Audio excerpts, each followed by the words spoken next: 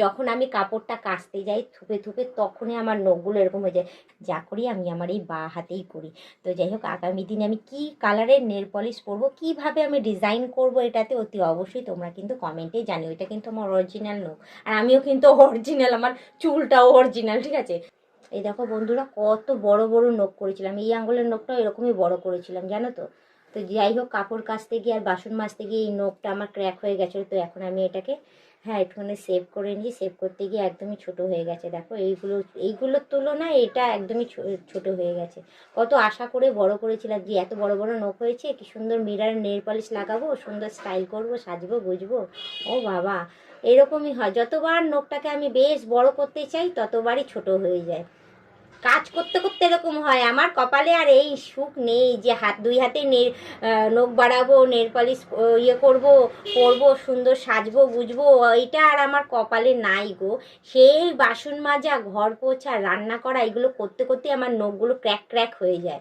Crack হয়ে গিয়ে আমার নখগুলোর মানে কি বলবো, দি এন্ড হয়ে যায়। কি আর বলবো তোমাদেরকে আমি আর, আমার দুঃখের কাহিনী। লোকে তো ফলস নখ লাগিয়ে নখ বাড়ায়, ঠিক আছে, ডিজাইন করে, আর আমার এত সুন্দর নখ, আমি বলবো না, আমি আমার নিজেকে নিজে নজর লাগানো হবে, নাহলে আমার নখ পুরোটাই বাদ হয়ে যাবে। কিন্তু তাও পরেও আমি তোমাদের দেখাই, দেখো এত সুন্দর নখ, এত গ্রোথ আমার নখের, এতটা বড় হয়েছে, মানে আমি চাইলে আমি এতটা বড়ও করতে পারবো, ফলস নখকে পুরো হার মানিয়ে দিতে পারবো। তারপরেও বলবো যে এই যে সংসারের কাজ, সংসারের কাজ তো আমাকেই করতে হবে, বাসন মাজা, ঘর পোছা, সমস্ত কিছু। বেশিরভাগটাই আমার হয় যখন আমি কাপড়টা কাচতে যাই থুপে থুপে, তখনই আমার নখগুলো এরকম হয়ে যায়।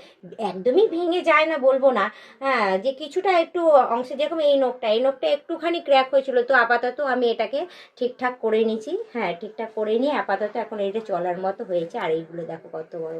ভেবেইছিলাম যে এইবারের নখে ডেকোরেশন করব, সবাই যেরকম করে ফলস নখের উপর ডেকোরেশন সমস্ত কিছু, আমি ওই নেল এক্সটার্নাল যেগুলো বলে না, ওই যে সমস্ত কিছু করে, তো আমি আমার অরিজিনাল নখের ওপরেই ওই সুন্দর কারুকার্য করব, করে ঠোরে আমি ভেবেছিলাম তোমাদের কাছে তুলে ধরবো। কিন্তু ওই যে বললাম যে সম্পূর্ণটাই আমার গেল গিয়ে।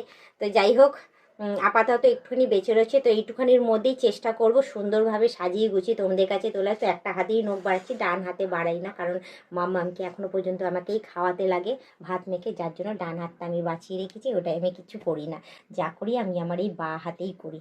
তো যাই হোক, আগামী দিনে আমি কি কালারের নেল পলিশ পরবো, কিভাবে আমি ডিজাইন করব, এটাতে অতি অবশ্যই তোমরা কিন্তু কমেন্টেই জানিও। এটা কিন্তু আমার অরিজিনাল নখ, আর আমিও কিন্তু অরিজিনাল, আমার চুলটাও অরিজিনাল, ঠিক আছে।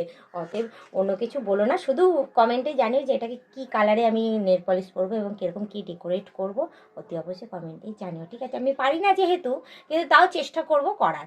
কি আছে, শিখে নেব তোমাদের কাছ থেকেই, শিখে নিয়ে করব। শেখার কি আর শেষ আছে বলো, শেষ নেই। তো তোমরা শিখিয়ে দিও একটুখানি, আমি তাহলে সেই হিসাবে সাজুগুজু করবো, ঠিক আছে। নখের দিক দিয়ে নিজে সাজিয়ে তো করি না, নখটাকে অ্যাটলিস্ট সাজিয়ে তো নিই। তো যাই হোক, বেশি কথা না বাড়ি, শুধু একটুখানি বলবো, আজকের মতো টাটা বাই বাই। সুস্থ থেকে এভাবে আমাকে দেখতে থেকো, আমার পাশে থেকো, আর আমাকে প্রচুর পরিমাণে সাপোর্ট করে এগিয়ে নিয়ে যাও।